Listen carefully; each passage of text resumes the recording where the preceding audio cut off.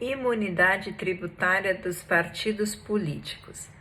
Afinal de contas, o que é isso? Qual é a extensão dessa imunidade? E o que é que justifica e fundamenta que ela exista? Pois bem, vamos conversar um pouquinho sobre como o nosso Estado, como o nosso país se organiza politicamente. Em primeiro lugar, e o mais importante de todos, é a gente lembrar que a gente vive em uma democracia. Um Estado democrático, uma sociedade que se organiza sob a forma da democracia, como a nossa brasileira, faz presumir que existe a possibilidade, da gente pensar contrariamente ao governo, aquele que está exercendo o poder. É porque eu moro numa democracia que eu posso discordar do presidente, discordar do prefeito, discordar do governador, de qualquer outro parlamentar, de qualquer pessoa que represente, que personifique o Estado, que esteja à frente do governo. Então, a democracia faz a gente logo imaginar que existe direito de pensar o contrário.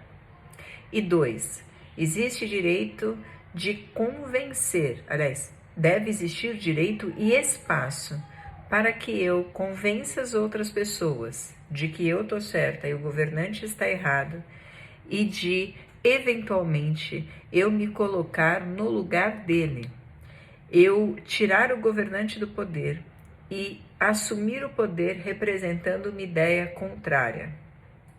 A alternância de poder, ela em si já é um traço da democracia, mas é ainda mais importante, é ainda mais necessário a gente lembrar que essa alternância de poder deve existir, deve ser protegida, inclusive e especialmente quando ela representar uma ruptura da ideologia. É por isso que eu posso ter hoje um partido de esquerda que é substituído por um partido de direita, que depois é substituído por um partido de esquerda, cada um com a sua ideologia. Aquele que tiver mais convencimento nas suas ideias, que apresentar um projeto que se mostre mais adequado para a maior parte da população, vence a eleição e pode se colocar no poder. Isso só acontece porque a gente está diante de uma democracia, porque nós vivemos uma democracia. Acontece que no Brasil a gente tem o exercício dessa democracia, especialmente no que tange essas questões políticas, condicionado a alguns fatores e alguns requisitos legais. Por exemplo, eu, Lila, posso ser absolutamente contrária à ideia e ao plano de governo e às ações do prefeito da minha cidade. Eu posso dizer que sou contra, manifestar por que sou contra, posso convencer as pessoas de que a minha posição contrária é a posição mais adequada e posso me eleger para verificar se as pessoas acreditam mais na minha corrente ou na corrente do tal do prefeito. Posso me eleger nas próximas eleições para assumir o lugar dele. Pois bem, mas eu, Lila, para me eleger e para fazer prevalecer uma ideia contrária àquela que está no governo, pelas regras brasileiras, preciso ter um partido político. Eu preciso ter uma sigla. Eu preciso fazer tudo isso dentro de um grupo maior que representa uma ideia igual ou muito parecida com a minha.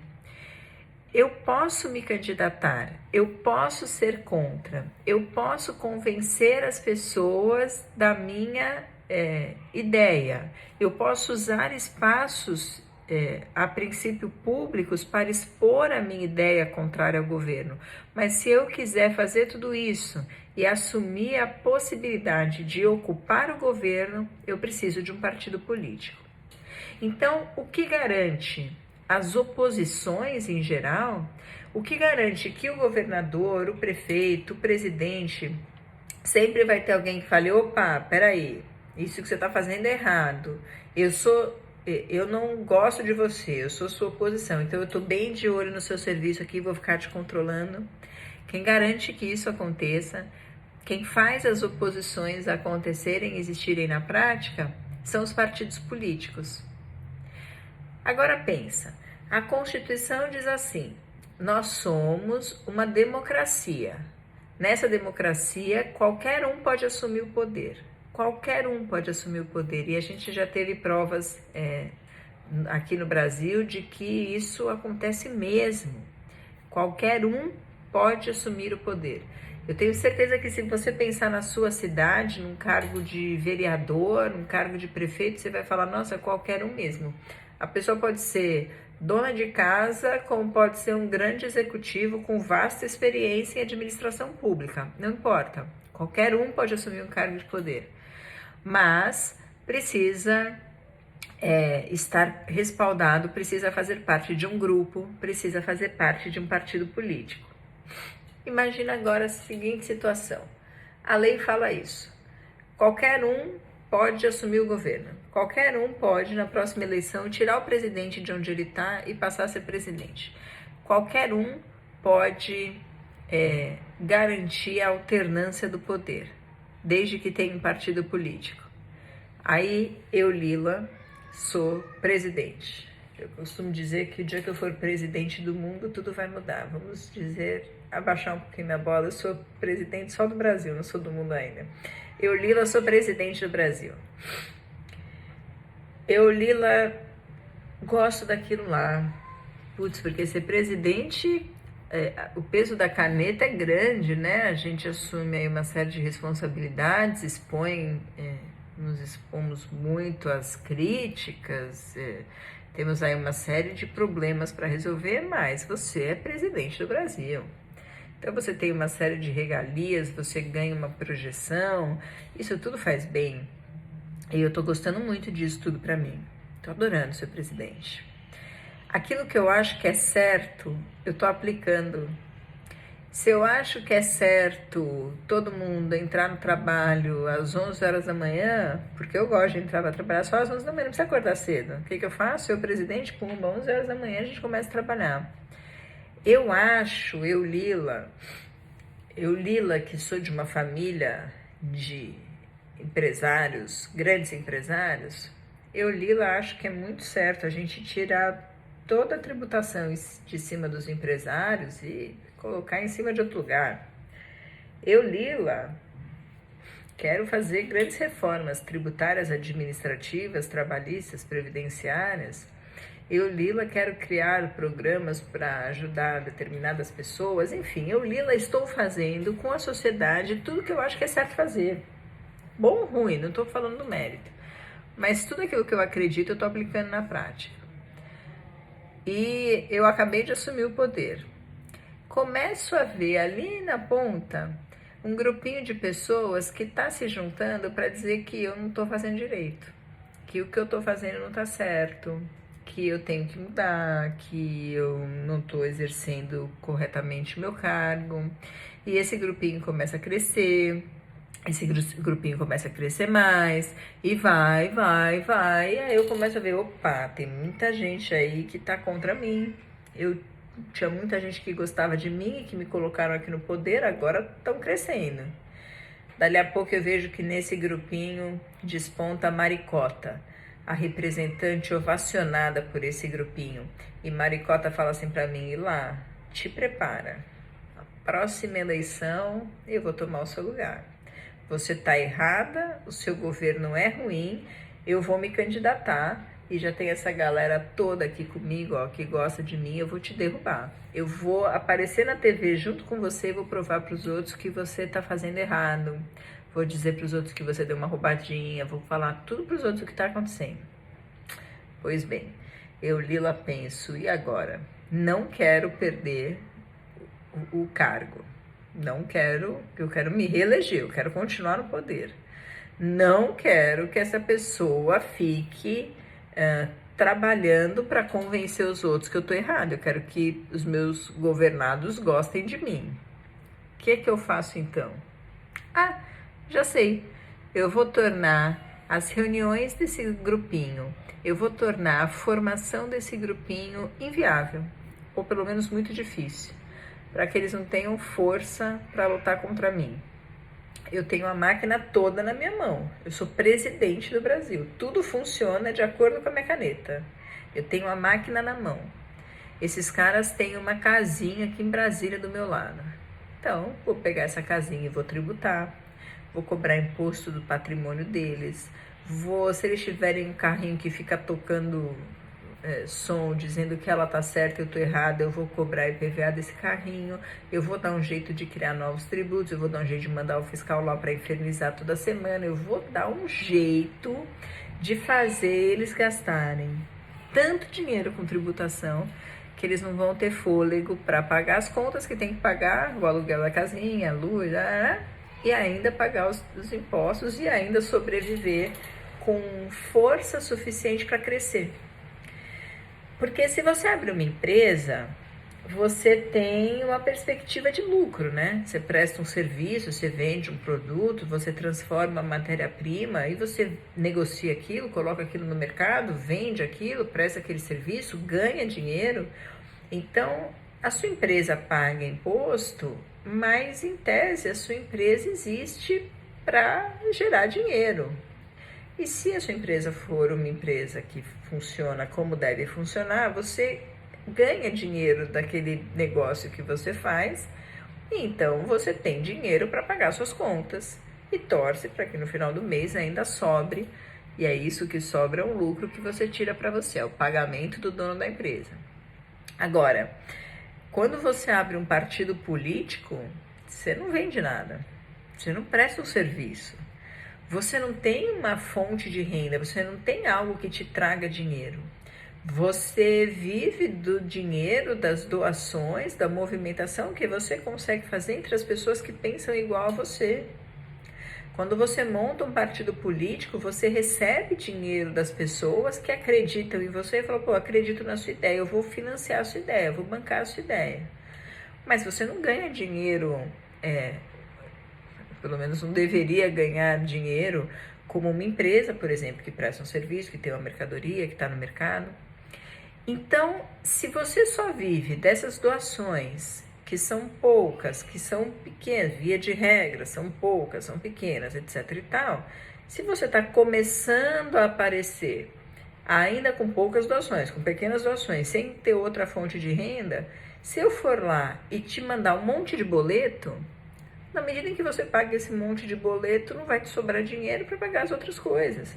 Aí você fala, gente, não tem mais para pagar o aluguel, nós vamos ter que sair daqui da casinha, não dá mais para a gente pagar aluguel aqui.